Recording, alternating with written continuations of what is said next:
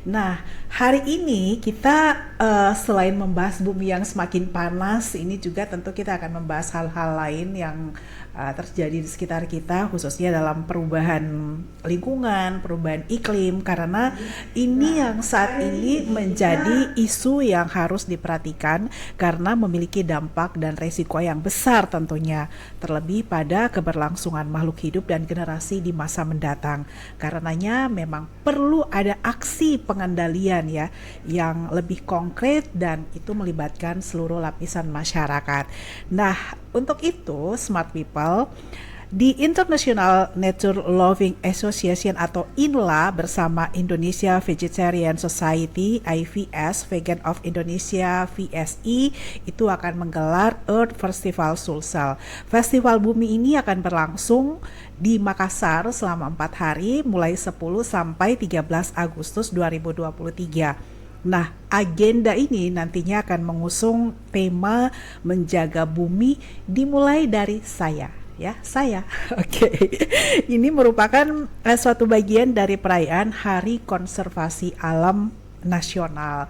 Nah, di hari ini seperti biasa Smart City Dialog hadir untuk Anda di setiap Rabu dari jam 11 sampai jam 12 siang waktu Indonesia Tengah. Saya sudah bersama dengan Ketua Inla Sulsel, Ibu Ching Ming Nelly. Kalau saya manggilnya Ibu Nelly. Oke. Selamat pagi, Bu. Halo pagi Ibu Ana. Iya, apa kabar? Sehat. Sehat Syukur ya? Oke, selalu fresh ya Ibu Nelly ini. Kalau dilihat setiap harinya, padahal aktivitas beliau juga cukup banyak. Dan selain itu juga Smart People, saya di sini Ibu Nelly-nya didampingi oleh Ketua PMI Kota Makassar. Ini sudah sangat tidak asing wajahnya ya buat kita semuanya. Untuk masyarakat Kota Makassar, Dr. Haji Samsul Rizal SOS MSI. Assalamualaikum Kanda. Waalaikumsalam warahmatullahi wabarakatuh, Kakak Ana, dan semua Smart People dimanapun berada. Iya. Hari ini kita sama-sama sama Kakak Neni dan Kakak Ana. Ya, terima kasih ya Deng Ical ya kalau sapaan beliau ya yang sangat akrab dengan kita semuanya, dipanggilnya Deng Ical kan ya? Iya. Ya, Deng Ical. Oke. Suka dipanggil dengan Ical. Ya, karena lebih menggambarkan Makassar begitu ya. Iya, tapi lebih suka dipanggil peminum kopi. Iya, iya. Gimana Deng Ical sejauh ini selain aktif ya di Palang Merah Indonesia, aktivitas lain apa nih selama ini? Ya, alhamdulillah. Kalau di bidang lingkungan juga kita Iya. bersama-sama dengan banyak komponen dalam organisasi Forum Sosial Peduli. Oke. Kita sama-sama semuanya ya mengambil peran lah Ya. bagaimana menjaga dan kalau memungkinkan meningkatkan daya dukung alam terhadap Ya. kehidupan kita. Ya, dan masih sibuk juga jadi dosen ya. Ya, kalau itu sih kerja sehari-hari. Iya, iya. Nggak bisa dibilang kesibukan kalau itu sudah tugas harian. Ya, itu panggilan ya, panggilan jiwa ya. Jadi dosen terus berbagi karena bagian dari amalan juga ya, ilmu harus ditransfer deh Ical ya. Memang smart memang ini. Ya, oke. Kita akan berbincang lebih jauh ya, Smart People. Anda bisa menontonnya saat ini di smartcitymakassar.official. Kalau tidak sempat, Anda bisa langsung mengaksesnya nanti sebentar. Kita akan simpan di sana perbincangan ini untuk bisa Anda saksikan setelah ini juga ya. Tapi sambil live juga bisa langsung didengarkan dari berbagai platform ya. Nanti munculnya juga di YouTube dan di website smartcitymakassar.com. Oke, kita langsung saja nih di awal kan Ibu Nelly nih yang saya yakin saya kenal, saya kenal memang sejak dulu sangat aktif mengajak masyarakat, ayo peduli lingkungan. Saya aja tuh beberapa kali diajak ya untuk bagaimana melakukan daur ulang, membuat hasil-hasil dari daur ulang yang dihasilkan rumah tangga begitu ya. Dan memang beliau tak kenal lelah begitu, maju terus pantang mundur gitu. Sebenarnya motivasinya apa sih Bu Nelly gitu sampai merasa ikut terpanggil terus mengkampanyekan peduli terhadap lingkungan ataupun kondisi kita di sekitar kita? Iya, terima kasih Bu Ana. Jadi kita melihat bumi ini seperti rumah kita lah ya. Oke. Jadi ini adalah satu-satunya planet tempat kita tinggal, terlepas dari semua bidang aspek yang kita geluti sekarang ini, mau itu bisnis kayak mau sosial kayak ya politik dan segala macam, ya kita tinggalnya di sini di rumah kita ini ya. Jadi kalau rumah kita ini sakit-sakitan atau kotor, tidak terawat, tidak terurus, tentu kehidupan kita juga akan terganggu ya Bu Ana ya. Aktivitas kita menjadi bermasalah juga. Nah kalau kita lihat sekarang ini kan mengenai isu global warming sebenarnya bukan hal yang baru sebetulnya ya, yang sudah lama dan memang ini juga sering digaungkan di semua pihak juga ikut. Nah, tapi belakangan ini mungkin kita sudah mulai lengah ya, karena kita anggap juga mungkin sesuatu yang ya sudah lama gitu ya, padahal sebetulnya kita lihat kondisi kita ini, bumi sudah semakin hari ya semakin tereksploitasi, pencemaran di mana-mana ya, kemudian juga tanah air udara kita ya semakin hari semakin tercemar. Nah kita lihat juga tingkat kesadaran akan kepedulian kepada bumi ini kan semakin ya, sebagian sih semakin baik, sebagian juga ya tidak peduli begitu ya. Jadi maka kami dari INLA ini adalah satu organisasi sosial nirlaba yang tujuannya memang untuk menyebarkan pesan-pesan moral, etika, ya nilai-nilai kehidupan tentang bagaimana kita mengasihi alam, gitu ya, memandang rumah kita ini adalah rumah bersama dan bumi ini tempat tinggal kita bersama, kita semuanya adalah satu keluarga yang perlu kita jaga dan kita wariskan yang baik lah, yang sehat untuk generasi yang akan datang. Kalau untuk mengajak membangun kekuatan dan kesadaran untuk mencintai alam ya, khususnya generasi muda yang nanti akan mewarisi bumi kita ini ke depan, hal-hal kecil seperti apa yang mungkin dari INLA share kepada masyarakat gitu, yang tidak perlu susah-susah deh, ini sebagai bentuk kesadaran kita terhadap lingkungan, hal yang paling kecil atau paling sederhana yang bisa dilakukan seperti apa misalnya? Iya betul. Jadi kalau saya lihat ini belakangan kan sangat marak memang masalah sampah sebetulnya. Karena aktivitas kita setiap hari ini pasti menghasilkan sampah begitu. Ya mau tidak mau ya pasti menghasilkan sampah, baik itu sampah organik ataupun sampah non organik ya. Semuanya pasti ada dampaknya ke lingkungan, baik itu kepada tanah kita, air kita, ya udara kita, yang semakin hari semakin tercemar lah, ya mau plastik mau organik, ini semuanya menjadi beban bagi bumi. Dan kalau kita lihat juga populasi manusia kan semakin tinggi ya, jadi tingkat kebutuhannya juga semakin besar. Sedangkan apa yang kita butuhkan semuanya tidak lepas dari alam. Kita semua ngambilnya dari bumi. Mau yang kita makan, yang kita pakai, yang kita tinggali dan transportasi kita semuanya ngambil energi ya, ataupun bahan bakar dan segala macam makanan semuanya dari bumi. Nah itu kan semakin menguras sumber daya alam kita. Nah kalau bisa yang hal kecil yang bisa kita lakukan, kita mulai gimana kita memilah sampah kita ya, supaya sampah ini bisa kembali digunakan, di reuse, di recycle. Jadi apa yang bisa kita manfaatkan kembali sehingga tidak menjadi beban bagi bumi kita.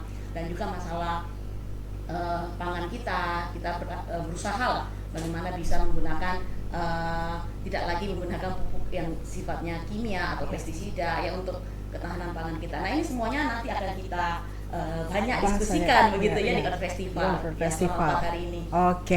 Jadi hal-hal yang mungkin buat sebagian orang itu masih awam ya, karena yang kita tahu kan yang namanya sampah itu masih sebatas plastik, tempat makan gitu kan, padahal ada sampah-sampah lain yang itu bisa didaur ulang secara swadaya oleh masyarakat ya, tanpa membutuhkan modal misalnya ya. Itu nanti juga akan dibahas di sana. Kita nanti tapi sedikit nanti akan dibahas di sini juga gitu ya, Smart People. Saya ke Deng Ical dulu ya.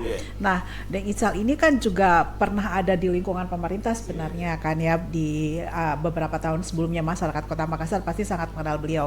Nah, Deng Ical, sebenarnya kalau yang Anda lihat sejauh ini gitu, perhatian ataupun perhatian ya dari atensi ya dari pemerintah terhadap hal-hal yang simpel untuk lingkungan ini seperti apa saat ini?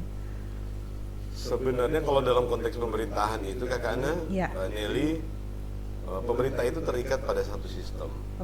Sistem yang mengharuskan pemerintah itu membuat skala prioritas. Sehingga kadang-kadang kita menganggap pemerintah itu tidak melakukan cukup usaha untuk menjaga bumi. Nah, dalam konteks menjaga bumi. Walaupun perspektif ini tidak sepenuhnya salah, tetapi memang ada benarnya. Karena pemerintah juga terikat pada prioritas yang lain, sehingga kadang-kadang kita menganggap tidak cukup besar perhatian pemerintah. Walaupun dalam konteks pemerintahan itu menurut mereka atau menurut pemerintah itu sudah proporsional dengan kebutuhan yang lain. Yang kami mau soroti, yang pertama adalah cara pandang kita terhadap bumi yang tidak sepenuhnya favorable untuk bumi. Kita selalu menganggap bahwa bumi, lingkungan itu adalah bagian yang terpisah dari kehidupan kita. Kita menganggap bahwa ya biar itu diurus sama orang, diurus sama aktivis lingkungan, diurus sama pemerintah, diurus sama pecinta alam, diurus sama yang lain. Profesi yang lain itu laksanakan profesinya dengan profesional, aman nih. Padahal kita lupa bahwa bumi itu seperti yang Kakak Nelly sampaikan tadi itu adalah rumah kita. Kalau salah satu bagian dari rumah kita tidak maksimal atau rusak lah, maka yang kena dampak itu bukan cuma orang yang merusak itu, bukan cuma orang yang dekat di situ, tetapi seisi rumah itu pasti akan tidak nyaman. Nah, cara pandang itu. Yang kedua, bahwa bumi itu bukan makhluk mati. Dia adalah ekosistem hidup, sama dengan manusia, makhluk yang hidup, yang memiliki life cycle, yang memiliki ya perputaran lah, yang kadang-kadang baik, kadang-kadang kurang baik, kadang-kadang buruk, kadang-kadang justru menghasilkan bencana. Kalau kita dari proses cycle itu kita pas kena mudaratnya pas dalam keadaan bencana, maka baru kita sadar, oh penting pada menjaga alam. Kita cuma pada saat baik-baik saja tidak merasa bertanggung jawab. Nah, ini cara pandang kedua. Oleh karena itu kita mesti merubah cara pandang kita duluan, bahwa memang bumi itu seperti makhluk hidup, ada masanya bayi, ada masanya remaja, ada masanya dewasa, ada masanya juga tua. Dan itu mesti diregenerasi, dan mesti semua orang, semua komponen itu mesti ambil bagian. Jangan tunggu pemerintah dulu baru melakukan penanaman, jangan tunggu pemerintah dulu pada saat rusak. Semua orang mesti mengambil bagian, terlepas dari besar kecilnya, tetapi mesti orang mengambil peran, sehingga daya dukung alam itu bisa tetap terjaga. Karena sekali lagi, resiko kalau ada sesuatu yang terjadi karena alam, apalagi kalau bencana alam, maka yang kena itu tidak dipilih-pilih. Ini yang merusak lingkungan, ini yang menebak pohon, itu mau duluan di Sepo loh. Ini mau duluan. Misalnya kalau banjir, rumah-rumah yang tidak peduli mau duluan. Enggak, alam itu betul-betul alamiah. Apa yang terdekat, apa yang ada itu duluan yang kena dampaknya. Jadi tidak bisa lagi kita menganggap bahwa apa yang kita lakukan ini terlepas dari risiko kita mengurangi kemampuan alam untuk memberikan daya dukung yang maksimal. Dan Ical, seperti juga pertanyaan tadi ke Kak Nelly ya, sebenarnya hal-hal yang terlihat gampang ya dan sepele itu sebenarnya bisa juga menjadi satu bentuk dan didorong kontribusi dari masyarakat. Nah, dari salah satu Deng Ical sendiri yang menggagas terbentuknya satu forum peduli untuk lingkungan ini sendiri, hal-hal yang gampang dan sepele seperti itu yang seperti apa yang selalu di-share kepada masyarakat? Dua hal yang bisa dikerucutkan. Satu, jangan merusak alam, perbaiki. Jadi kasar kalau bilang jangan sembarang petik pohon, baru rajin-rajin tanam pohon. Karena multi efeknya pohon itu dibanding dengan yang lainnya itu paling strategis. Kalau kita sudah bisa menanam pohon, satu hari kita tanam pohon satu pohon, dan semua orang melakukan sebagai sebuah gaya hidupnya atau sebagai kebiasaannya, maka dari dukung alam itu kita harapkan ekosistemnya itu. Tapi masih bisa ada tempat tanam pohon kah di Makassar? Iya, bukan cuma di Makassar, di tempat lain. Bisa. Bahkan kalau di Makassar juga itu tidak harus di dalam tanah, bisa di pohon. Dan pohon itu bukan berarti harus pohon yang hutan. Pohon kayu yang tidak pohon lombok juga, cabai juga boleh, kembang juga boleh. Bisa berkebun dari rumah ya? Bisa berkebun di rumah, banyak sekali nih model perkebunan yang harus pakai tanah tidak pakai tanah, bisa pakai aquaponik, bisa pakai banyak bisa pakai macam-macam, dan itu jadi kebiasaan. Karena jangan lupa bahwa kebiasaan dekat dengan alam itu akan memberikan efek healing internal juga yang luar biasa. Jadi jangan lihat efeknya terhadap lingkungan. Kalau Anda termotivasi mendapatkan manfaat dari apa yang Anda lakukan, ya sudahlah, efek itu mau dulu. Kalau kita menanam pohon atau menjaga pohon atau memelihara, kalau tidak sempat bagi menanam, apa pohon yang ada di dekat rumah itu tempat dipelihara. Iya, iya. Oke, jangan pelihara pohonnya orang juga bisa. Boleh, yang penting kita tidak keberatan di pohonnya orang dipelihara. Iya. Dan Ical, dari hal-hal yang sepele yang terus dikampanyekan ya dari berbagai forum-forum lingkungan begitu ya, sejauh mana itu sekarang mulai mengubah mindset atau image dari masyarakat? Apa cukup berdampak hal itu? Sangat berdampak. Dan kalau kita di Sulawesi Selatan, apalagi di Pulau Sulawesi, itu degadensi alam itu luar biasa. Percepatan eksplorasinya yang tak lewat.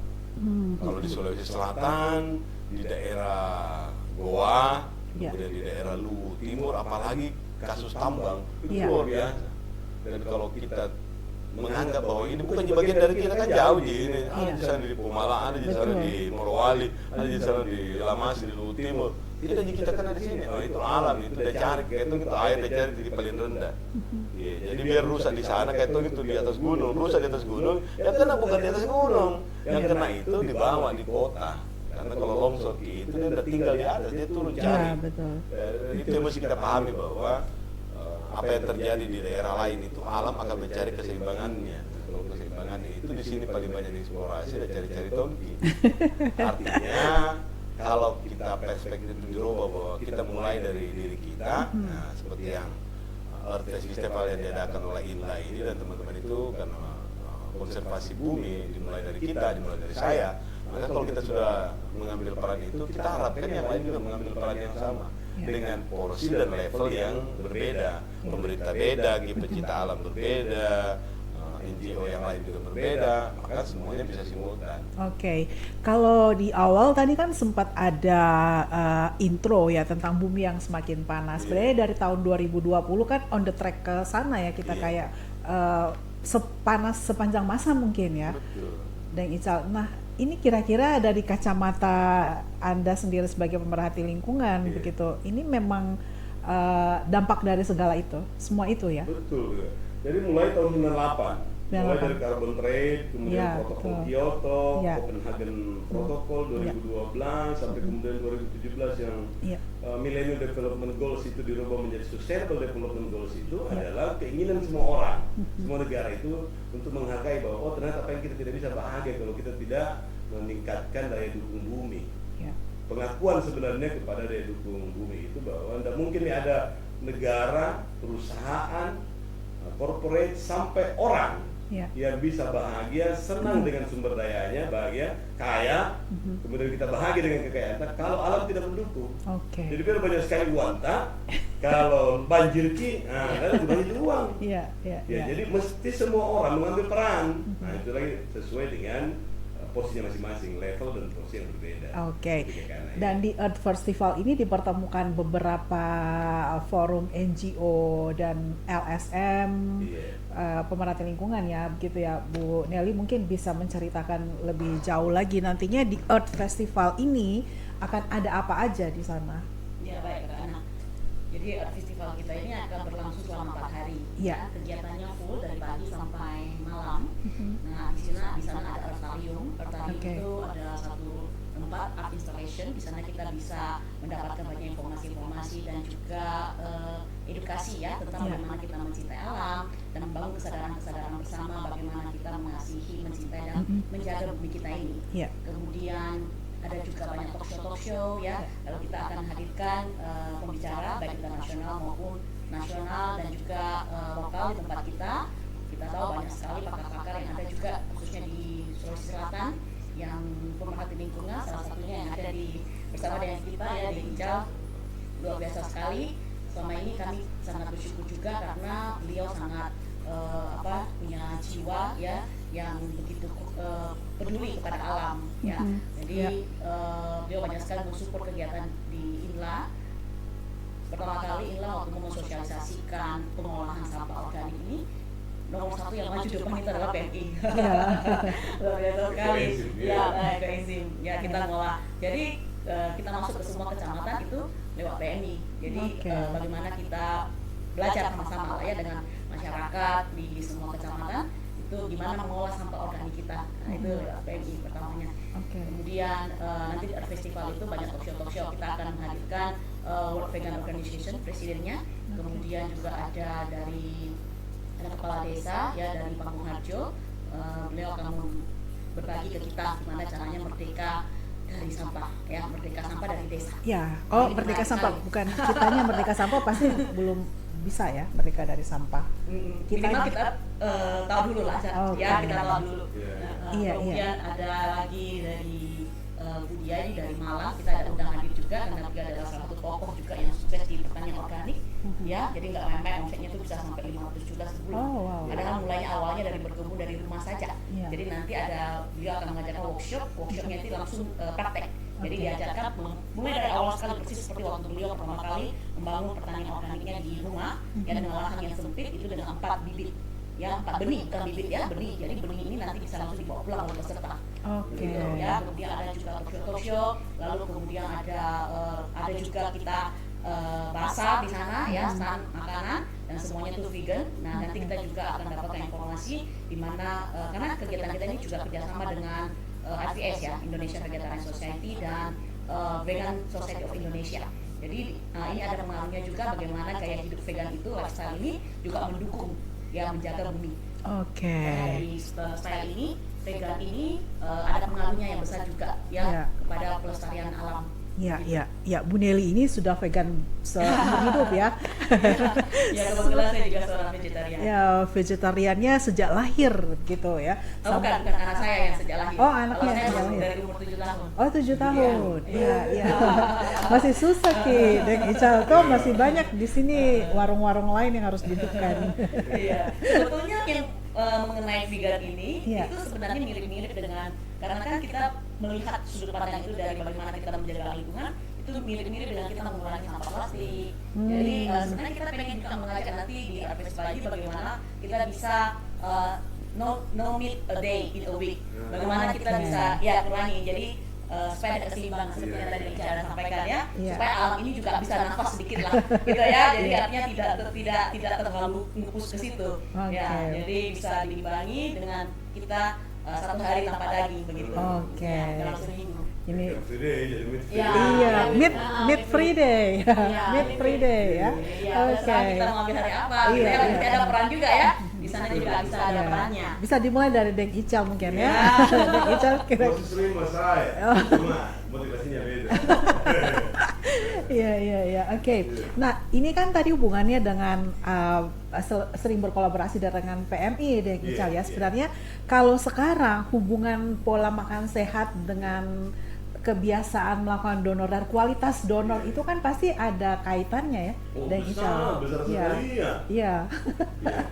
Ya, kalau soal hubungannya dengan donor darah, yang pertama semua orang yang rajin berdonor itu insya Allah punya kesempatan lebih sehat dibanding orang yang lain.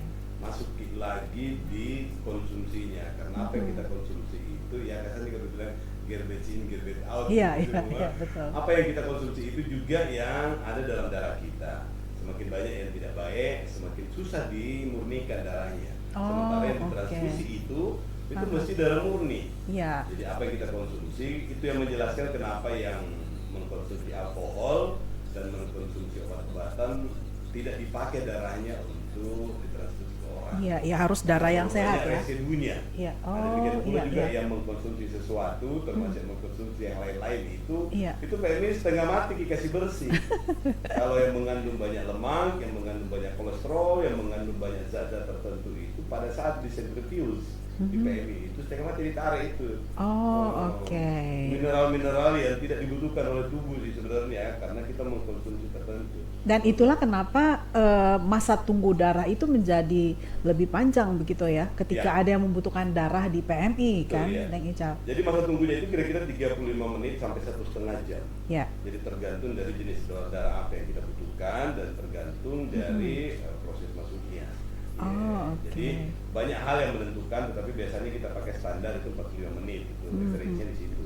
Tetapi apa yang dikonsumsi orang itu memang sangat mempengaruhi kualitas darahnya seseorang. Oke, bisa jadi ada darah yang sudah terlanjur diambil dan itu ternyata tidak bisa terpakai, Dang Ical. Ada kasus banyak itu. darah itu terutama teman-teman pendonor yang tidak jujur pada saat di asesmen. Nah, kalau kita pada saat di asesmen itu kan ditanya Ki, konsumsi obat Ki, habis minum alkohol Ki, habis apa Ki? Nah, kalau ada yang tidak jujur, maka dia lolos screening, maka tidak dilakukan uji lab, uji saring pada saat diambil dari aftab namanya. Jadi dibawa itu darah, pada saat di lab itu diproses baru kita temukan ada residu obat. Ada residu obat, ada residu alkohol, ada residu tertentu, zat-zat tertentu yang bisa jadi adiktif. Nah, ini yang paling berbahaya kalau yang adiktif. Jadi itu kasihan yang menerima nanti. Nah, di situ kita periksa Ki, jangan sampai ada virus, ada sesuatu di situ termasuk nih hepatitis B, hepatitis C, sifilis, apalagi HIV/AIDS itu diolah. Nah, pada saat ditemukan salah satu dari 4 penyakit ini darah ini langsung dikarantina, kemudian dibakar di suhu 1000 derajat Celcius. Itu menimbulkan biaya kurang lebih 1 juta. Tidak dipakai nih, bikin bang turun lagi PMI. Iya besar sekali. Belum lagi kalau yang ada residunya, terutama obat dan alkohol. Nah, itu pembiayaannya itu kurang lebih untuk memurnikan kembali itu kurang lebih 400 sampai 500 ribu. Nah, orang bertanya kadang-kadang, kenapa ini kalau kita nyumbang darah gratis, padahal kita butuh, kita mesti bayar biaya pengganti pengolahan darah sebesar 325.000. Itu untuk membantu PMI tetap bisa melaksanakan tugas. Karena di PMI sebenarnya sih tidak ada urusannya dengan uang. Maksudnya seandainya kita punya uang, tidak perlu dibebankan ke pendonor, pasien lagi, tidak perlu dibebankan ini karena ada di Wanta. Tapi kalau kita tidak ada, tidak dibiayai oleh negara, oleh pemerintah Kota Makassar misalnya di PMI Makassar kita dikasih 2 miliar, 2,1 miliar hibah, sementara kebutuhan kita itu kurang lebih 11 miliar. Jadi kita mesti mencari pendonor lagi yang lain. Nah, kalau kita kembali lagi ke situ, ada residu obat atau zat adiktif termasuk alkohol, maka itu boleh kita punya 2 pilihan. Darahnya dimusnahkan atau darahnya dimurnikan. Dimusnahkan kurang lebih ratus ribu tonji, dimurnikan ratus ribu ton, maka pasti kita alternatif pertama dimurnikan. Dimurnikan itu berarti ditarik semua itu unsur-unsur yang tidak positif untuk pasien, dikeluarkan semuanya. Nah, proses pemurnian itulah yang butuh biaya luar biasa besarnya karena ada regen, ada mesin yang jalan, ada sentrifugal mesin, ada macam-macam lah laboratorium di situ sehingga darah yang ditransfusi itu sudah 99,99% itu baik, murni dan positif untuk. Itu masa pemurniannya membutuhkan waktu berapa lama? Nah, itu kurang lebih 35 menit sampai 1,5 jam. Jadi tergantung kalau ada yang butuh plasma lebih lama, jam, bisa sampai 4 jam. Ada yang butuh sel darah merah dia kurang lebih 1,5 jam. Kalau ada yang darah lengkap agak cepat kira-kira setengah jam itu sudah bisa dipakai. Makanya kalau bawa sampel terus kita butuh itu suruh ditunggu 35 sampai 1,5 jam. Kadang-kadang bilang, oh coba bagaimana operasi, jangan dulu. Jangan sampai yang ditransfusi itu dulu. Ada orang yang melahirkan di Godong sehat, pulangnya dari situ 1 bulan kemudian tiba-tiba hepatitis. Yang paling parah kalau tiba-tiba HIV. Langsung dia tuduh suaminya, ini kurang aja suaminya. Padahal bukan dari situ, bukan karena kelakuan, tetapi karena keteledoran pada saat itu. Transfusi Nah, hubungannya itu tadi Deng Ical sebutkan garbage in, garbage out gitu kan. Ini juga kaitannya dengan lingkungan itu dan kebiasaan kita sehari-hari, hidup kita sehari-hari itu sangat terkait erat. Sebenarnya siklusnya itu lingkarannya di situ semuanya jalannya. Nah, ini tadi kan Bu Nelly juga sudah sampaikan. Nanti mungkin sebaiknya ada tadi kalau ada Car Free Day Deng Ical bilang ada Meat Free Day bebas daging. Saya sudah bebas daging puluhan tahun juga sebenarnya. Nah, Bu Nelly, nanti kan kebiasaan vegan itu kita bicara lagi nih karena ada berbagai macam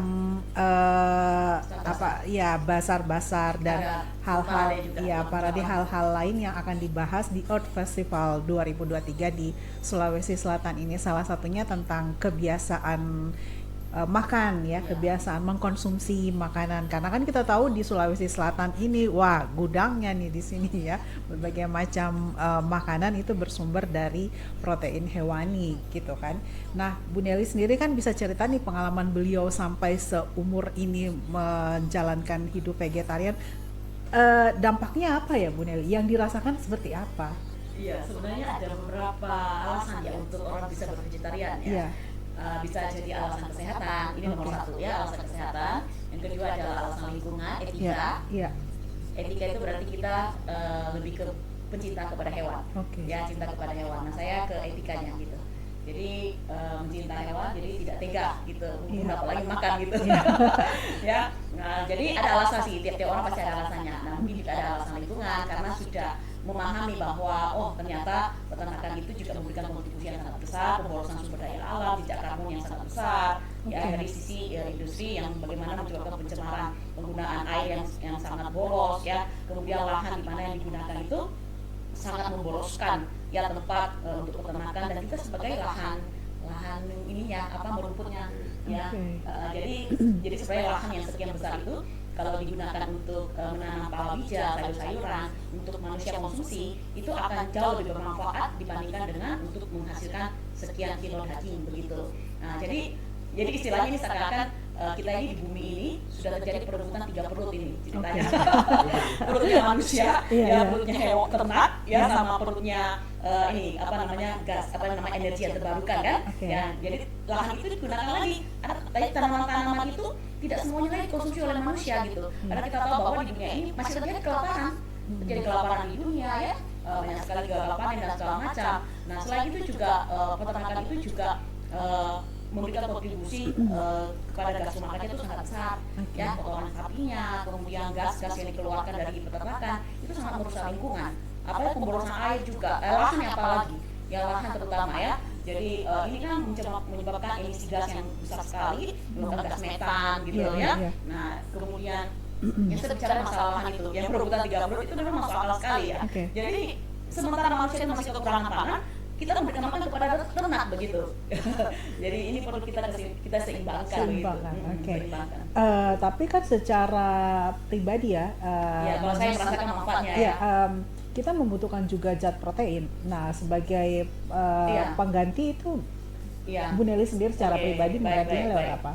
Jadi sebenarnya nanti kita akan dapatkan informasi lengkapnya itu nanti lewat langsung ke Presiden World Vegan Organization ya. Beliau akan hadir langsung, akan menceritakan tentang gizi vegan. Dan beliau akan bercerita banyak tentang the year of vegan, karena ini sekarang memang satu lifestyle yang sangat digandrungi oleh anak-anak zaman sekarang juga, anak muda gitu ya, karena mereka juga sangat peduli kepada lingkungan dan kesehatan. Nah, ini sudah menjadi satu gaya hidup sehat dan ramah lingkungan begitu. Nah kalau saya sendiri untuk protein, sebenarnya kalau vegetarian itu kita kan kalau makan gizi seimbang ya, ada karbohidrat, ada vitamin, mineral, lemak ya, dan kita tidak butuh dalam jumlah yang besar dalam hal lemaknya begitu ya. Kalau karbohidrat ya nggak apa-apa, sama ya, di dalam daging itu tidak ada karbohidrat. Pertama kita harus tahu tidak ada karbohidrat dan tidak ada vitamin, cuma ada adalah protein dan lemak begitu ya. Jadi yang kalau misalnya kita menghilangkan untuk dagingnya, maka kita kan butuh protein. Jadi proteinnya itu kita ambil dari nabati. Nah protein nabati itu jauh banyak manfaatnya ketimbang dengan protein hewani. Protein nabati itu kita bisa dapat dari kacang-kacangan, terutama tempe. Nah Indonesia ini luar biasa ya. Oh ya, jadi kan nanti yang datang ini juga beliau tuh sampai digelarin Profesor Tempe. Ya gitu, karena beliau meneliti tentang tempe gitu. Iya. Dan hasil penelitiannya goreng juga. Atau vegetarian memang ya. Tapi ada sekarang kebiasaan makan tempe mentah ya. Tempe mentah dipakai madu misalnya gitu ya. Di sana ada sharing resep-resep vegan juga nggak Bu Nelly nanti di Earth Festival? Seru ya. Kita ada Bu Parade sih, ada Bu Parade. Nanti bisa diicipin ya. Gitu. Iya. Ini selama 4 hari ya, dari hari pertama sampai mulai tanggal 10 ya, mulai besok sampai hari Minggu ya. Nah, Deng Ical, di sana akan ada forum-forum pecinta lingkungan juga kan ya di Earth Festival ini. Banyak ya. Di Sulsel atau di Makassar ini ada berapa banyak sebenarnya?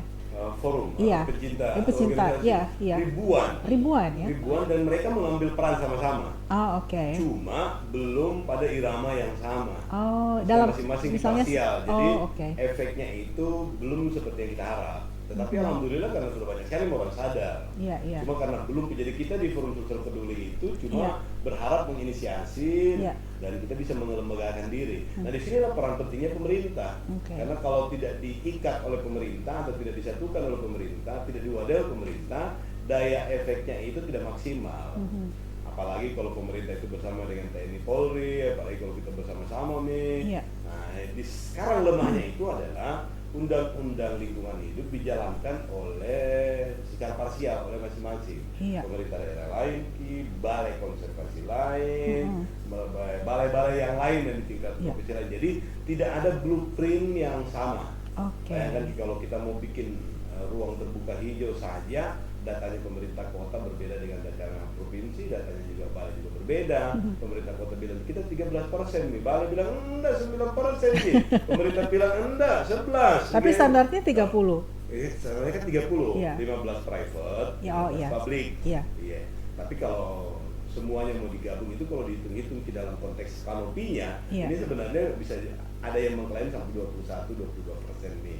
Tapi kalau dihitung di base-nya di land, di tanah, itu orang baru 9-11%. Tapi terlepas dari itu, maksudku adalah mesti pemerintah yang menginisiasi untuk bikin satu gerakan bersama. Ini standar loh yang kita pakai. Bahkan kita kemarin sudah usulkan ke pemerintah bikin paling tidak program tertentu, aplikasi tertentu yang setiap orang bisa akses. Jadi open resource itu supaya kalau saya tanam pohon, saya langsung input di situ. Saya tanam pohon di sini koordinatnya di sini. Jadi otomatis itu bertambah terus dan terkontrol terus. Setiap orang menebang pohon dilaporkan di situ. Karena kan aturan di pemerintahan itu sebenarnya sudah cukup ketat. Setiap lahan yang dikonversi itu mesti dibayar 10 kali lipat.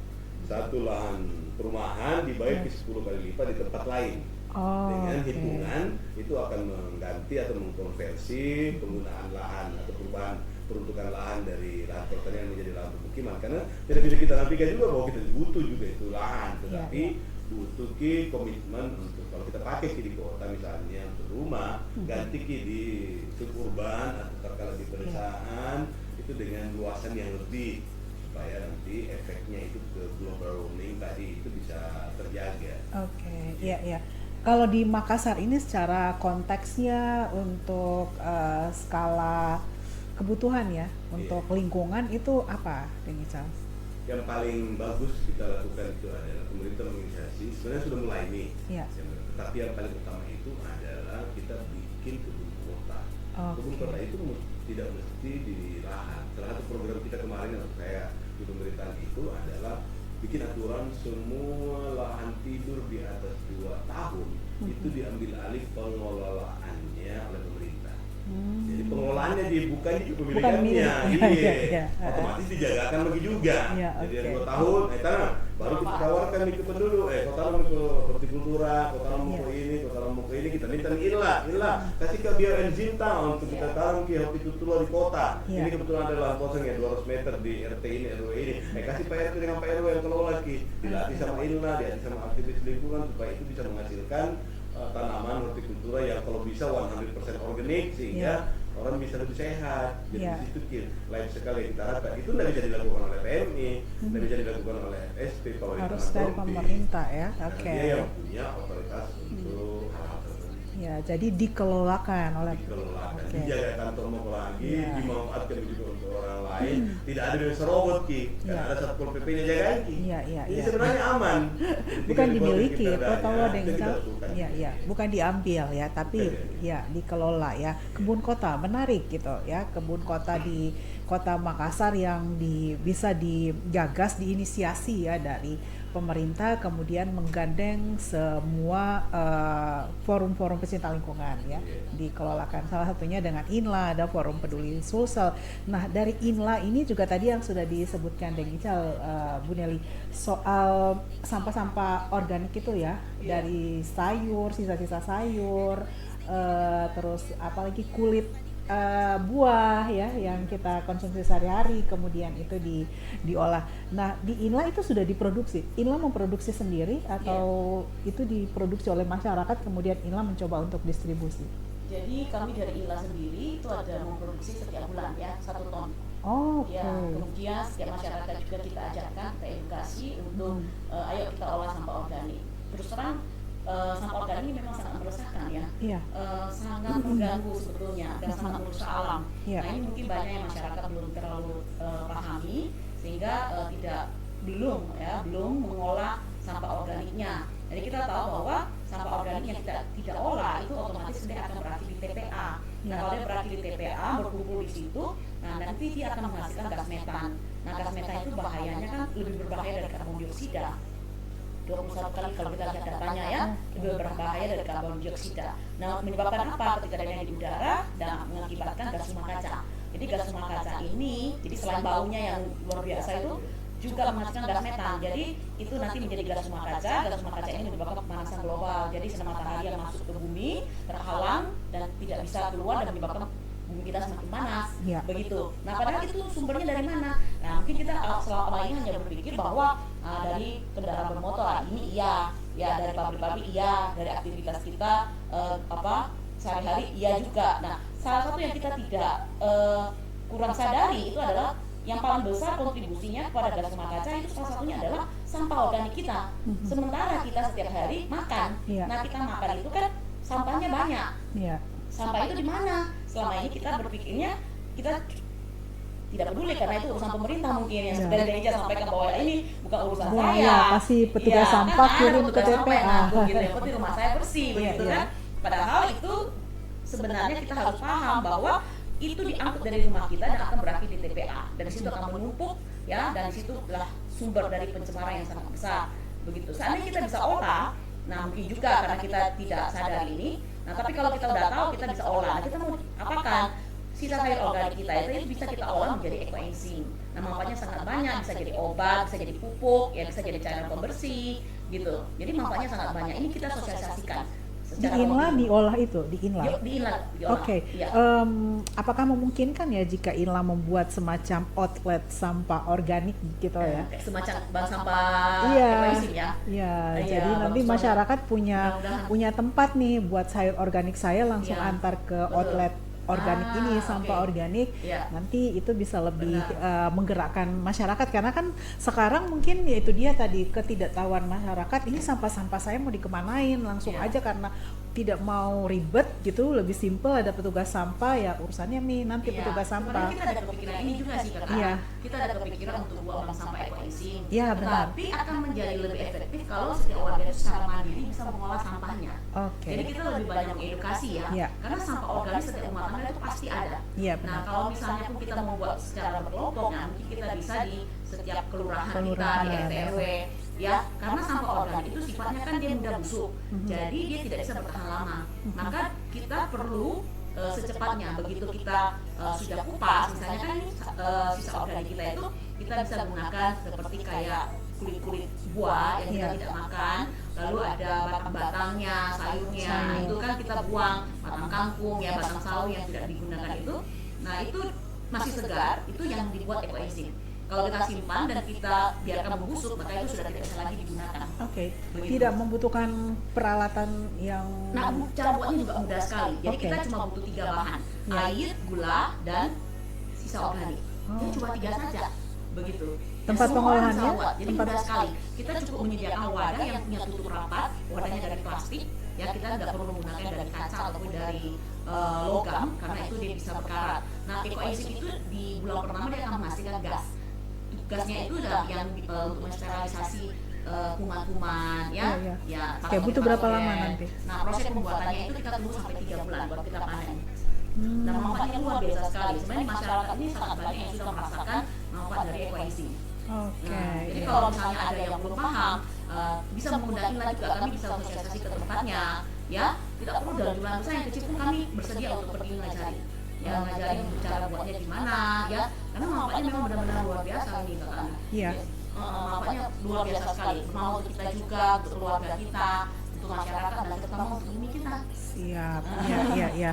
Nanti semuanya ini secara komplit ya akan didapatkan di Earth Festival 2023. Jadi jangan sampai terlewatkan ya, dari tanggal 10 ada waktunya cukup panjang selama 4 hari, 10 sampai 13 Agustus ya 2023. Banyak pengetahuan, nanti ada yang menarik, ada food bazaar ya. Nah di food bazaar kan yang belum terbiasa atau belum pernah merasakan makanan-makanan vegan, di sana nanti akan bisa mencicipi, akan dapat pengetahuan bagaimana mengolahnya, dan ya mana tahu ini juga jadi semacam habit ya kita untuk memulai hidup makan yang sehat, karena tadi life cycle-nya itu karena nanti darah kita juga akan lebih baik lagi gitu, akan lebih sehat ya darahnya gitu. Kalau perlu sesekali bisa donor darah gitu.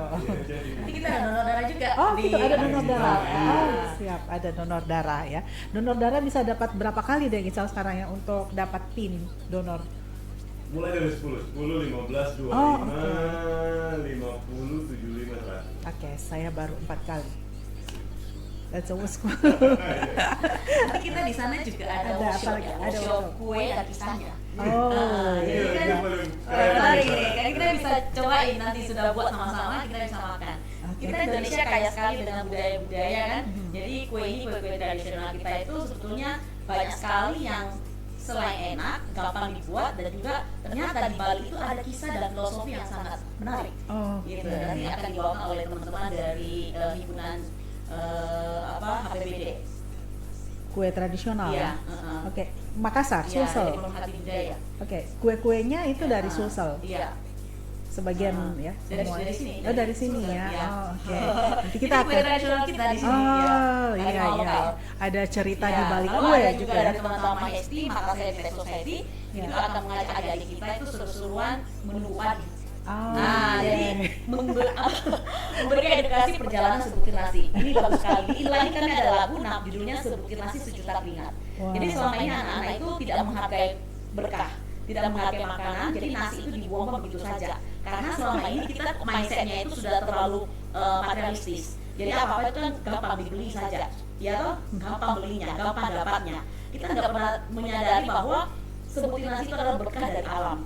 Nah ini adalah kesadaran yang perlu kita tanamkan kepada anak-anak ya, bahwa kita memakan nasi itu harus dengan penuh rasa syukur, karena Sebukit Nasi itu ada berkah ayoman dari sinar matahari ya, dari alam kepada kita, sehingga baru bisa kita dapatkan. Dan juga di situ ada jerih payah dari para petani.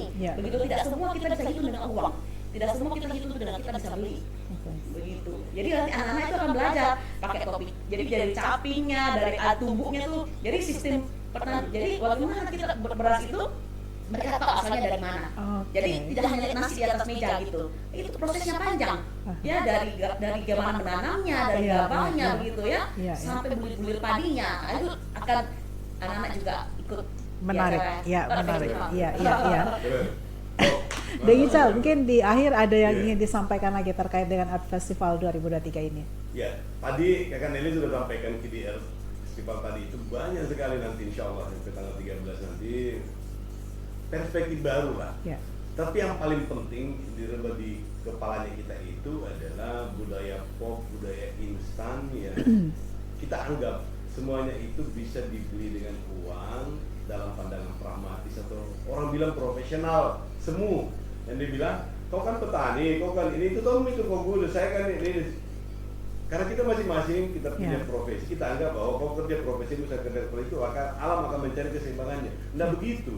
Kita mesti menghargai itu supaya kita bisa menghargai proses itu, seperti yang analogi tadi Kakak Nelly sampaikan, satu butir nasi, banyaknya pengorbanannya, keringatnya orang. Ya kalau kita tarik secara parsial masing-masing itu jauh lebih mahal daripada sekedar uang 10.000 untuk beli 1 liter.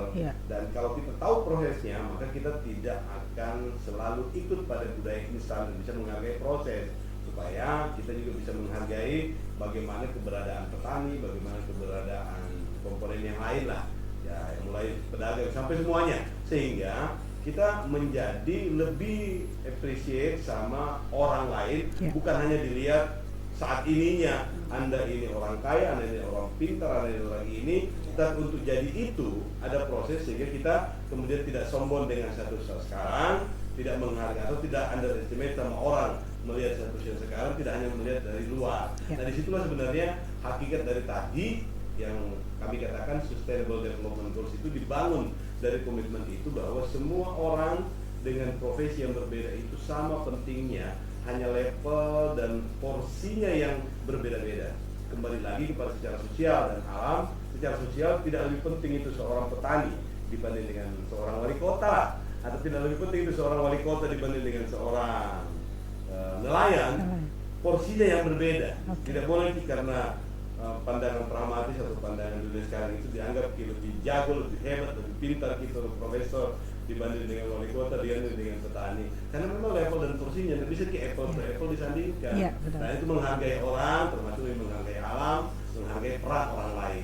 Semua masing-masing punya kontribusi. Di situlah kira-kira sehingga tidak ada lagi orang yang merasa jago sendiri atau merasa sombong, dan kita semuanya bisa memaknai hubungan kita dengan baik lah. Terima kasih banyak. Iya, Dr. Samsul Rizal SOS MSI ya, Ketua PMI Kota Makassar. Bu Nelly, ada lagi yang ingin disampaikan closing statement-nya dari Bu Nelly? Iya, pada kesempatan ini kami mengundang ya kepada seluruh masyarakat di Sulawesi Selatan, terutama yang ada di Kota Makassar. Ayo kita datang ke festival, di sana kita bisa saling silaturahmi, kita kuatkan kesadaran dan kebersamaan kita, bagaimana kita menjaga bumi ini, dan kita bisa melihat di sana apa peran kita, bagaimana kita bisa menjaga bumi ini dimulai dari saya. Ya, kita ada festival ya, dimulai besok. Sampai hari Minggu ya, mari jaga bumi dimulai dari saya gitu. Art Festival 2023. Terima kasih banyak Dang Ical, terima kasih ya Kak Nelly. Ya, kita berjumpa nanti Smart People di edisi Smart City Dialog edisi Rabu depan, dan sekali lagi ingat tanggal 10 sampai tanggal 13 akan ada banyak keseruan yang bisa Anda dapatkan di Art Festival 2023 berlangsung mulai besok tanggal 10 sampai tanggal 13 di Mall Pipo ya. Jadi bisa diajak seluruh keluarga, kerabat, teman, dan siapa saja untuk bisa mendapatkan ilmu-ilmu baru, keseruan baru, pengalaman baru, perspektif baru tentang bagaimana menjaga lingkungan kita ini untuk diri kita semua. Sampai berjumpa lagi di lain waktu. Saya Silvana, selamat siang dan sampai jumpa. Wassalamualaikum warahmatullahi wabarakatuh.